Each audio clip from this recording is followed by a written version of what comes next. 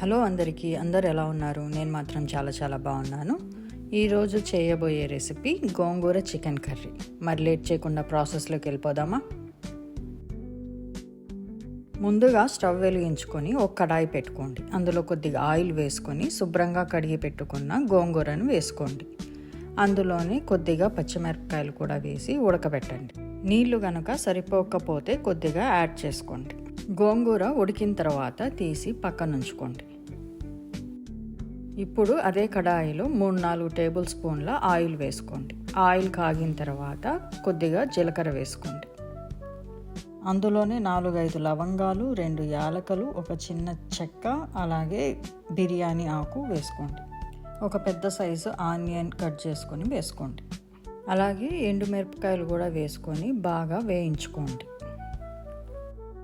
Onion బాగా వేగిన తర్వాత అందులో కొద్దిగా పసుపు, కొద్దిగా అల్లం వెల్లుల్లి పేస్ట్, కొద్దిగా మిరియాల పొడి వేసి బాగా కలపండి. ఇప్పుడు మీరు తినే స్పైస్ని బట్టి కారం వేసుకోండి. గోంగూర కాబట్టి, పులుపు కాబట్టి కారం ఎక్కువే పడుతుందండి. మేము కారం తక్కువ తింటాం కాబట్టి ఇక్కడ నేను కొద్దిగానే వేశాను. మీరు మీ స్పైస్ని బట్టి కారం వేసుకోండి. ఆ తర్వాత టమాటా, కొద్దిగా సాల్ట్ వేసుకొని టమాటా మెత్తగా అయ్యేంత వరకు ఉడికించుకోండి.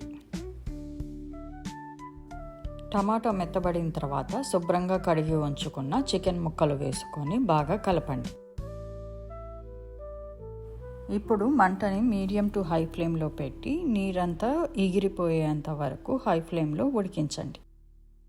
అప్పుడప్పుడు మూత తీసి కలుపుకుంటూ ఉండండి. ఇప్పుడు 1/2 స్పూన్ జీలకర్ర పొడి, 1.5 స్పూన్ ధనియాల పొడి వేసి మూత పెట్టి కాసేపు ఉడకనివ్వండి. ఇప్పుడు మూత తీసి చూసారంటే నీళ్ళన్నీ ఎగిరిపోయాయండి. అలాగే చికెన్ కూడా బాగా ఉడికింది. ఇందులో మనం ముందుగా ఉడకబెట్టుకున్న గోంగూరని మిక్సీ పట్టుకొని ఈ చికెన్లో కలిపేయండి. ఇక్కడ నేను గోంగూరని మరీ పేస్ట్ లాగా మిక్సీ పట్టలేదండి.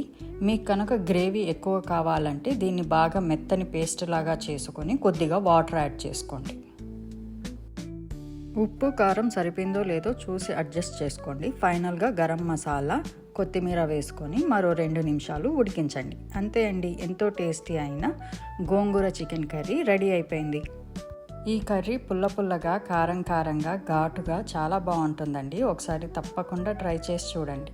ఈ వీడియో గనక మీకు నచ్చితే please like, share, subscribe. Thank you for watching. Bye.